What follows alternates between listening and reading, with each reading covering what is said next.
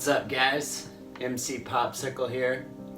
I know you're not used to seeing me look like this, but under these circumstances, it was necessary.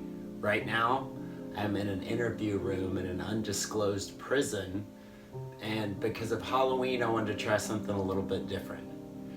Today, I'm going to interview an actual serial killer. He was really active in the 70s. He killed his entire family and then numerous other people throughout the 80s and 90s. He's from Illinois, but they brought him down to Louisiana. And I'm gonna have him on today. Ooh, I'm nervous. But anyway, here he is.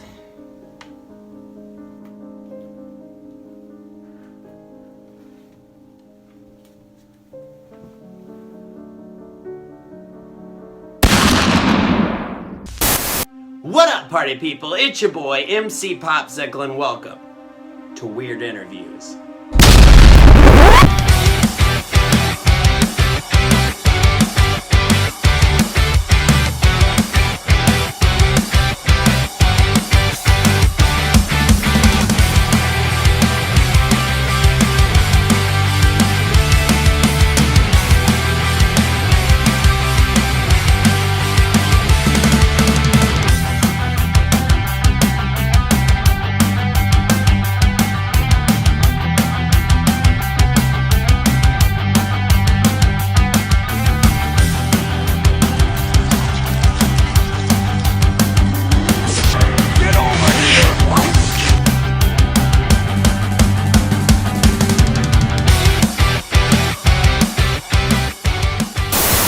What up, party people? It's your boy, the pitiful pumpkin, M.C.Popsicle!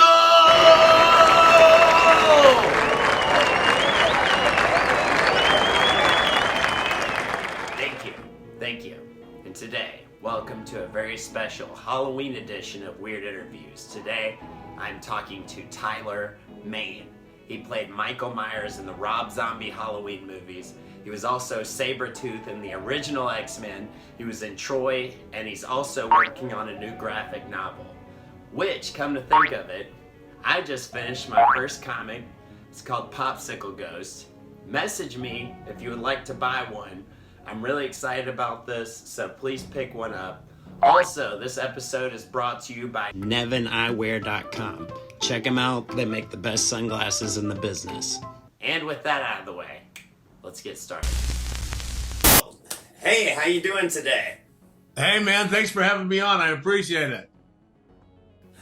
I am so excited you're here. I love X-Men, and I love Halloween and all that, and so I've been very excited to speak with you. How you doing? I'm doing great, man. Doing great. Getting excited for this Kickstarter that's going to launch on October 17th. Yeah, that's very cool. I'm excited about that. I'm really into graphic novels myself. I just wrote a comic book, my first comic book called Popsicle Ghost, and then I was excited that you are also working on the same type of thing. That's so exciting. Yeah, very cool. It's a great medium. Great medium. Yes, well, you've kind of delved into it with your acting career and stuff already, which is one of the first things I wanted to ask you about. So, you played Sabretooth in the original X-Men. What was that like? What was your experience in filming that movie? Oh man, it was just fantastic.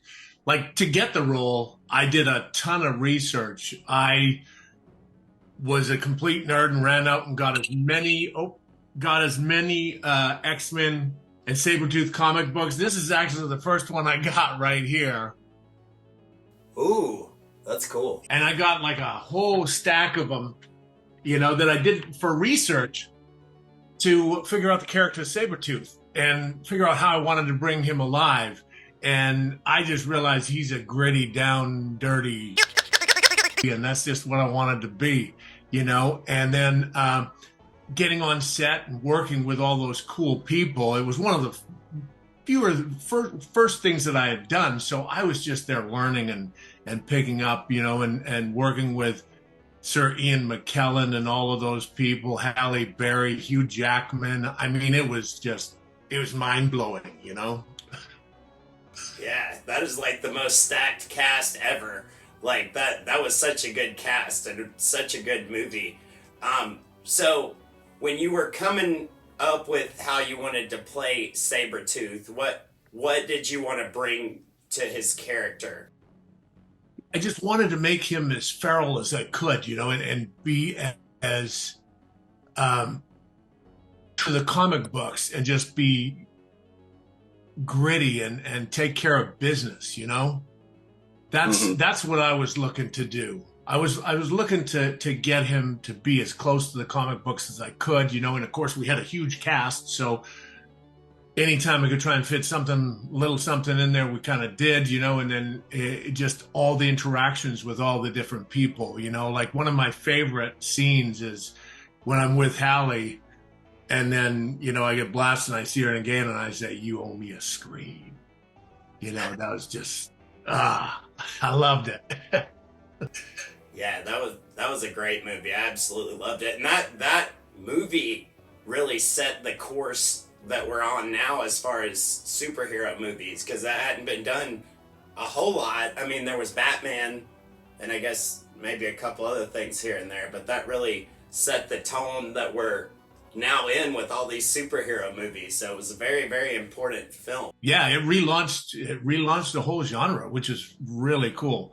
And I'm just so excited to have been a part of it and be in the midst of such great people and great cast. Did you enjoy working with all those different people? Like, were there certain people in the group that you were hanging out with more than others? Because, I mean, I imagine there's a million different people running around all the time. But were there some people that you got a bunch of different people running around. I mean, like we would hang out all different times. I mean, I'd hang out with even Kevin Feige. We'd go out, after we'd done filming and stuff. And then now here he is running Marvel. It's fantastic. It's just kind of mind blowing and surreal to see the paths that everybody has taken. But yeah, I mean, it was just a fantastic opportunity. I mean, like I remember for my makeup process was about 3.5, 4 hours long, and Rebecca was in there for ever, and I would come into the trailer and bring her some of her favorite cookies, and it would brighten up her day, or at least that period where she had to get in costume. So it was just a lot of fun, Yeah, that's. I bet it was fun too to just get to sit there and read about your character in comic books and stuff all the time. I bet that was really cool because I love comics. So getting to sit there and be like, "That's me," Yeah, like right. I'm getting to play this character. Yeah, but, I would sit there and read comic books on set, and I'd be sitting next to Ian McKellen, and I'd just look over and I go, "Okay, this is pretty cool." And he gave me the best advice for acting. He says, "Less is more, dear boy, less is more. And always check your nose for boogers because they're huge on the big screen." Yeah, I feel like him saying anything would sound very important, just him speaking in general. I love him. Exactly. I mean, he speaks, he's got that sound to him, it's Ian. Yeah, he's Gandalf. Anything he said, I'm like, yes. Tell me more. But so also you got to work with Rob Zombie, which I absolutely love. What was it like working with him on Halloween? Oh man, it was amazing. How it all came about, how the Halloween came about, is I did the Devil's Rejects with him, and I worked on there for 4 days. I was replacing the Rufus, and I thought nothing of it. I had a great time. I got to shoot a bar and wear this cool, crazy costume, and then I thought that was it. And a few years later, the phone rings, and it's Rob, and he says, "Hey, man, I'm doing this movie. If you don't do it, I'm not going to do it. It's Halloween." And I go, and he told me the backstory. He goes, I want this to be more than a one-dimensional character. I want to show him as a product of his environment, from young Michael all the way up to you becoming the land shark that Michael Myers is, you know? And it was just the way he explained it and the way we went about doing it was amazing. Amazing process. You know, when you can go to work in the morning and your boss is Rob Zombie and he says, "Hey, how do you want to kill somebody today?" That's pretty cool. You played some really, really cool characters. I talked to Brad Loree, which was he was Michael Myers in Halloween Resurrection, and I was talking to him. A big thing about Michael Myers is no one understands him very well. I feel like they delved into that a lot better in the Rob Zombie movies to try to give him more of a reason that he is who he is. But a big part of that character is you don't quite get him, you know, to a certain degree. You're like, why do you do this? And they did a good job with his childhood, trying to explain it a little bit more, but it was still in him from the very beginning, you know, because he just like slaughters his family like at the very beginning of the movie. So it's like, what do you think is? But he slaughters the bad ones. You know, the way I took the approach was I was trying to reconnect with Laurie Strode the whole time, because family is forever, and we had that connection. So I wasn't hunting her down to kill her. I was hunting her down to reunite with her. And of course, it goes all awry, you know? And I think that's what gave it the extra oomph to ours, because instead of just trying to hunt her down and kill her, I was always trying to reunite with her, you know? And trying to explain that we're family. Like, we had a scene in the beginning in the basement where I pull out the picture and I go, boo, but they cut the boo out, but they showed me showing her the picture. And that was what starts it all off. She doesn't understand, because she was a little kid at the time and doesn't realize that was her and that was me. And then away we go on that roller coaster ride. Great. Yeah, that's a very, very interesting character. I've always liked Michael Myers a lot. He's very mysterious, but why do you think that character has stood the test of time so well? Oh, man. Because he's Michael Myers. Because he is, like you say, he is a very simplistic character. He's misunderstood. He can, and with the backstory we show, anybody that's had a upbringing can get behind it and understand it. And that's why, you know, and I think that's why we held the Labor Day box office record for 14 years in a row, man. You know? Hey. That's awesome. That's good. He's just like a force of nature. It's like there are characters like him and like the Joker and like characters like that are just so big that you can't contain them. It's like just a giant force that's unstoppable, and I feel like he falls into that. Yeah, he's a giant force, and you can't figure him out. So that's the part that freaks people out. You know? Right. There's always a deeper level to go. Also, since we both like graphic novels and comics, I wanted to ask you about, were you into that stuff when you were a lot younger, or was that like a newer thing as you got into acting and stuff? Oh, man. I grew up in Canada. Tall, skinny kid, glasses and braces, that was slightly dyslexic. I was not, and back then they didn't know it was dyslexia. So I was in a special reading program, and a lot of the people in school called me a dummy and all of this. And my escape was comic books. You know, we had like a white elephant sale at our school, and that's where I found my first comic books. And I still have them today. I actually have them here These are the Cool, first cool. few comic books that I ever got, and it is an amazing collection. It's like we got Beetle Bailey. I know It was a that comic guy. strip in the 1950s. Yeah, I remember We've that got guy. all the way to Dark Shadows. Oh, cool. Those are some interesting. Boris Karloff. Ooh, I guess that's what I would love that. made me want to be the ultimate villain and monster.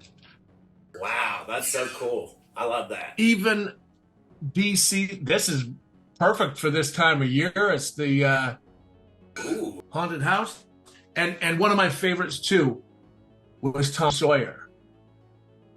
oh, huh. Those are really interesting. That's a really interesting group of comics. That's very cool. It's an interesting collection, you know. It's like I went broad scope.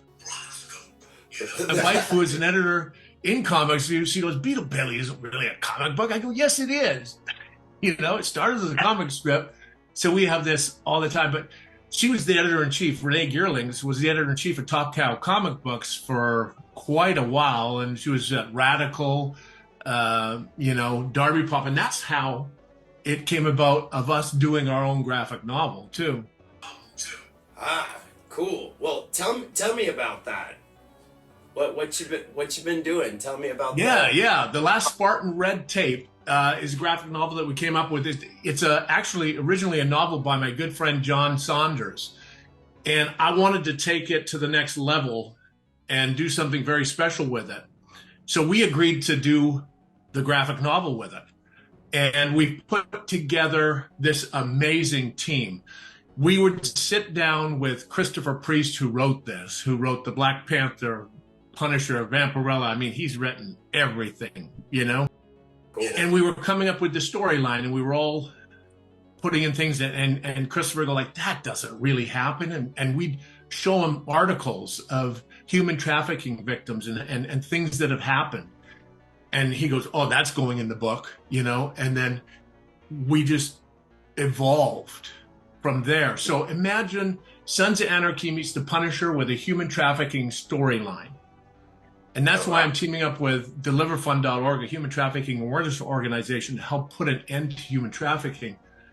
And the story, The Last Spartan Red Tape, is the story of Frank Kane, lone survivor of a massacred outlaw biker club, who gets a second chance at life. But the people that have saved him ask him to break his parole and go into the underground world of Atlanta's human trafficking to find their granddaughter and bring her home.